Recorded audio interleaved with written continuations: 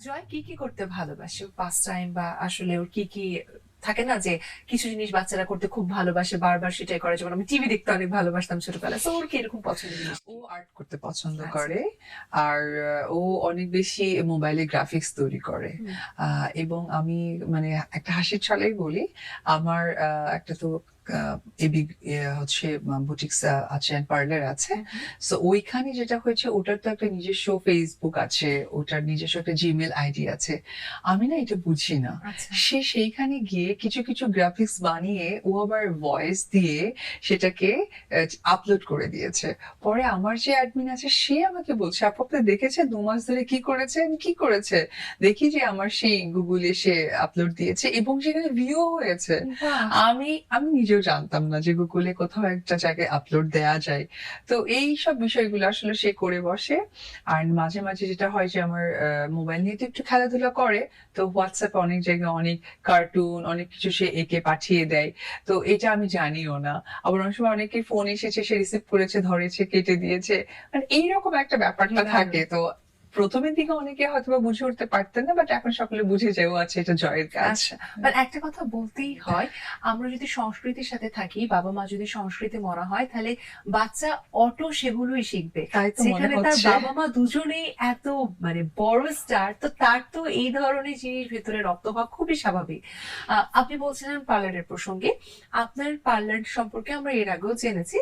তবে বর্তমানে একটি জিনিস বেশ সোশ্যাল মিডিয়াতে আমরা দেখছি যে টিকটকার প্রিন্স মামুনের পার্লার আপনি নিয়েছেন বা সেটা আপনি হয়তো ক্রয় করেছেন এমন কিছু। আমাদেরকে একটু জানান পার্লারের প্রসঙ্গটা কি? আচ্ছা, বেসিক্যালি এখানে আমি একা মালিকানাই নেই। এখানে আমরা ৩ জন আছি, আমি সহকারে। এখানে মাসুদ খান একজন আমাদের অনেক বড় মেকআপ আর্টিস্ট আছে, উনি আছেন। আছেন কাজী মাহফুজ, আমার সাথে সবসময় স্টাইলিং কোরিওগ্রাফিতে আছে, এবং আমি। আর আমি যতটুকু জেনেছি পেপারস ওয়ার্ক এর মধ্য দিয়ে, এটার মালিকানা আসলে উনি ছিলেন না কখনো। উনি কখনো ছিলেন না। উনি প্রিন্স মামুন ছিলেন না। না, উনি কখনো ছিলেন না।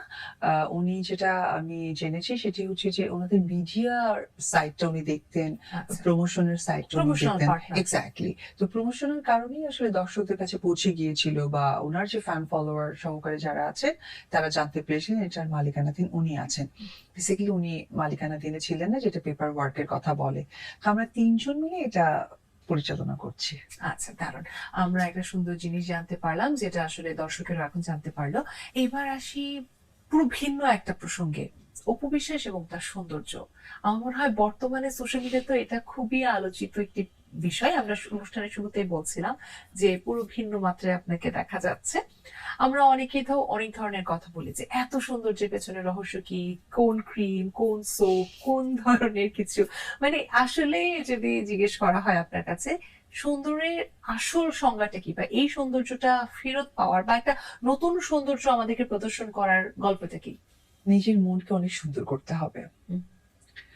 আর বলে না যে বিউটি তো ডেফিনিটলি ইনার থেকে আসে। ইনার হুম। বিউটিটা হচ্ছে কি ইম্পোর্টেন্ট।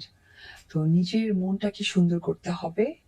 আর পাশাপাশি আমার কাছে মনে হয় যে আ আমি যেটা করেছি এটাই হয়তোবা আমার দর্শকরা চাচ্ছিলেন। সো আমি সেটাই হয়তো দিতে পেরেছি। বিধায় তাদের কাছে আমার সেই সৌন্দর্যটা প্রকাশ পাচ্ছে যে না, ওনাকে তো ভালো লাগছে। মানুষের চাওয়া যখন প্রপারলি প্রেজেন্ট করা যায়, বা মানুষ বুঝতে পারে যে আমি যেটা চেয়েছি সেটা পেয়েছি, এইজন্যই মনে হয় আমাকে সকলে সুন্দর বলছে। আদারওয়াইজ তো আমি কিছু দেখি না। বাহ, দারুণ। সম্প্রতি পরিমনির ছেলে রাজ্যর বার্থডেতে আপনাকে দেখা যায়নি কেন, এটা নিয়েও কিন্তু অনেকে উৎসাহ প্রকাশ করছে। বার্থডে হয়েছে আসলে যেহেতু একটা প্রোগ্রাম, আর এটা একটা পার্সোনাল ওরিয়েন্টেড প্রোগ্রাম, এটা আমার কোনো প্রফেশনাল প্রোগ্রাম নয়। তো এটা আসলে অ্যাটেন্ড হওয়ার বিষয় শুধুমাত্র আমি অপু তা না, যেকোনো মানুষের একটা ব্যক্তি স্বাধীনতা থাকে। নিশ্চয়ই। এই আরকি। দারুণ। আপু, আমরা আরো অনেক প্রসঙ্গ নিয়ে কথা বলবো, এখন একটা গেম সেগমেন্টে চলে যাব। আচ্ছা। দর্শক, চলে যাচ্ছি আমাদের গেম সেগমেন্ট গেস দ্য সেলিব্রিটিতে। গেস দ্য সেলিব্রিটি স্ক্রিনে সেলিব্রিটিদের ছোটবেলার ছবি দেওয়া হবে, ছোটবেলার ছবি দেখে বলতে হবে